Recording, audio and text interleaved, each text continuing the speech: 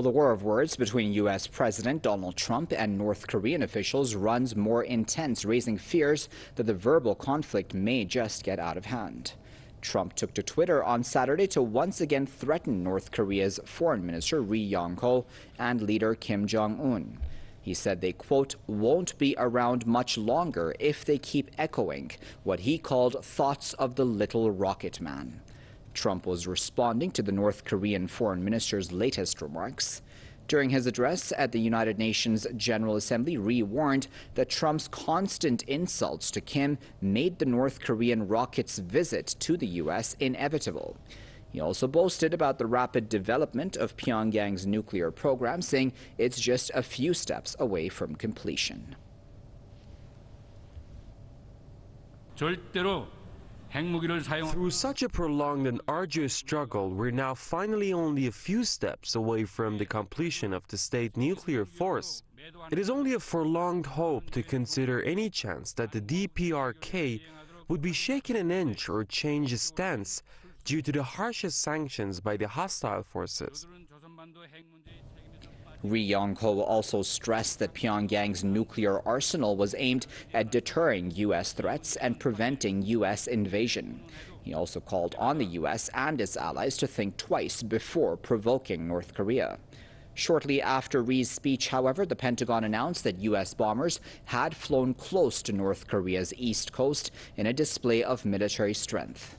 Tensions have been rising between Washington and Pyongyang in recent months, with regional countries calling for restraint.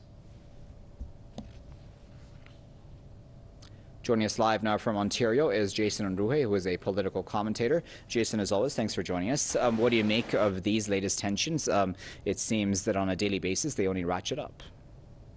Well, it's very typical of Donald Trump's, repeated pattern of behavior of making very inappropriate statements, things that are very undiplomatic and very irresponsible to say towards a country that they are threatening to destroy. Well, not all countries are on great grounds, but they don't behave in this kind of manner where they simply threaten to destroy another one just because they don't like the policies or the political structure of the country, or in this case, more specifically, the fact that the DPRK does not bow to U.S. interests. It seems more of the usual bombast that we have gotten from Donald Trump, very poorly thought out statements that are frankly very reckless when we consider what's at stake.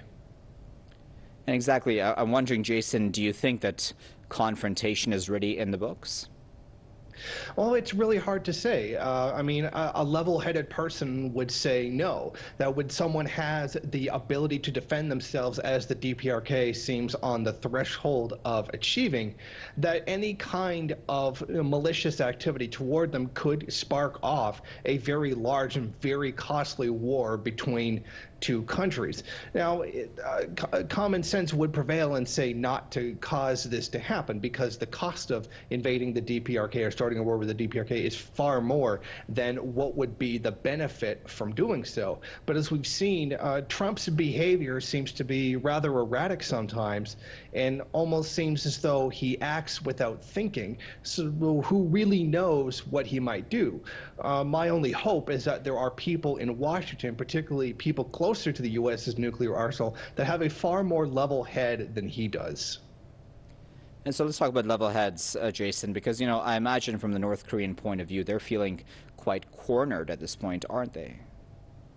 Oh, definitely. I mean, from the beginning, all they've tried to do is mind their own business and develop their own economy free from the influence of any kind of foreign power, particularly an imperialist power. And they're just getting threatened time after time again. So they have every reason to be concerned that a country like the United States, which has repeatedly invaded countries over maybe even 100 years, would carry out some kind of violent act against them. And they see very little in terms of people who are willing to back them up in this situation. Russia and China are very much trying to walk a line between the two countries to promote peace, but not overtly taking the side of the DPRK, which is the victim in this situation. And if the DPRK knows that it's going to have to go it alone, it is going to make it nervous. And yes, it is going to have it push its own back against the wall. Very well, Jason. We'll leave it there at that. But of course, as always, we appreciate you taking your time out to speak to us.